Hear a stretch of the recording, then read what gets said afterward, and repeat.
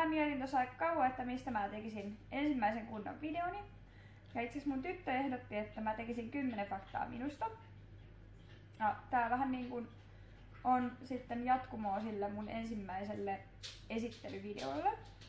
Eli tässä tulee nyt 10 faktaa musta. Fakta numero 1.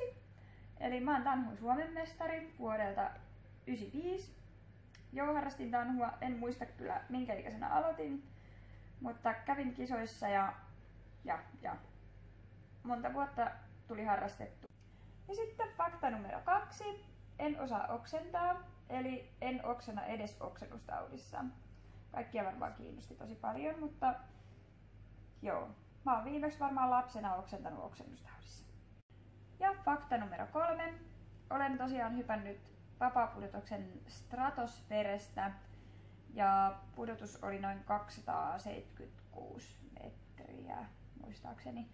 Ja tämä tapahtui Las Vegasissa 2013, missä mä myös menin mun miehen kanssa naimisiin. Ja joo, se oli kyllä varmaan mun elämäni semmosia jännimpiä hetkiä, mitä mä oon niinku, tai semmosia uhkarohkeimpia tekoja, mitä mä oon tehnyt. Semmosia, missä mä oon joutunut ylittämään itteni. Ja se oli kyllä suosittelen kaikille. Menisin kyllä uudestaan. Joo, ja sitten fakta numero 4.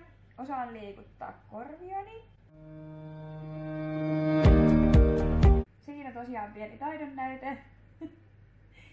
Enpä tiedä yhtäkään, kuka osaisi liikuttaa korvia. Tai siis tiedän ihmisiä, mutta en tunne ketään. Ja tää oli vaan sikin lapsena, niin piti viihdyttää kaikkia muita stickerseja tällä hienolla osaamisellansa. Joo, ja sitten fakta numero 5. Mä en osaa tosiaan röyhtästä. Eli nämä kaikki kuvattavimmat tavat, niin mä en harrasta tällaisia. Joo, mä en ole vaan ikinä osannut röyhtästä, mutta mä voisin lisätä tähän 5 sen verran, että mulla tulee semmosia omituisia kurkkuääniä. Mä veikkaan, että ne tulee silloin, kun mä närästää, mutta ne tulee vaan äänellä ja normaali-ihmisellä ne mikä mä oon epänormaali. Eli muilla ne tulee tosiaan ilman ääntä, mutta mulla tulee semmoinen omituinen ääni, joka kuulostaa ehkä sammakon ja minkä sekoitukselta. Eli mikä kuulostaa tosiaan sammakon kurnutukselta lähinnä. Ja se on tosi nolo, koska sitä ei pysty mitenkään hallitsemaan eikä pidätteleen. Mä tunnen, kun se vaan tulee, sit se vaan tulee. Fakta numero 6. Mä en tykkää käydä elokuvissa.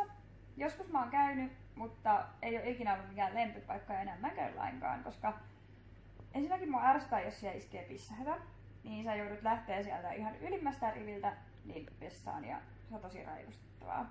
Joo, eli mä en tykkää pimeistä ja ahtaista paikoista, niin sen takia mä en käy elokuvissa. Eli mä tykkään nauttia elokuvista ihan rakkaalla omalla kotisohvalla ja oman miehen kainalossa. Saa mennä silloin vessaan, kun huvittaa ja syödä just sitä, mitä huvittaa ja tehdä ihan mitä huvittaa siinä välissä. Että... Fakta numero 7. Mä en osaa sukeltaa. Eipä siinä oikeastaan sen kummempia. Ja fakta numero 8. Mä oon osallistunut 3 kertaa Idolsiin ja 2 kertaa The Voice of Finlandiin. Osallistuin tosiaan ensimmäiseen Idolsiin, mitä tuli. Ja siitä sitten 2 seuraavaan. Mutta jännitti niin paljon, että unohdin siinä kameroitten edessä sitten oman nimeni ja mistä mä oon kotoisin. Ja piti siinä sitten hetken keräillä ja sitten kuka mä oon ja mistä mä tuun. Ja fakta numero 9. Tää on mun lemppari. Oon tosiaan uinut, olikohan 2 vuotta sitten. Muistaakseni 2 vuotta sitten uin delfiinien kanssa Gran Canarialla. Ja pääsin myös kouluttaa niitä. Ja se on ollut aina mun haave, että mä pääsen ennen 30-vuotiaita uimaan delfiinien kanssa. Ja okei, mä olin täyttänyt 30, mutta silti se oli sillä rajalla kuitenkin. Ja tää on semmonen asia, mikä on mulle niin kuin yksi tärkeimmistä saavutuksista, koska mä rakastan delfiinejä ihan yli kaiken. Ja sen takia mä otinkin tohon käsivarteen tatuoinnin. Se on kyllä tosiaan kesken vielä, koska mun ystävä harjoitteli tatskojen tekemistä ja tää sitten jäi sen takia vähän kesken, kun piti jatkaa vähän myöhemmin. Mutta tosiaan tässä on delfiini ja sitten toinen mun lemppari enkeli.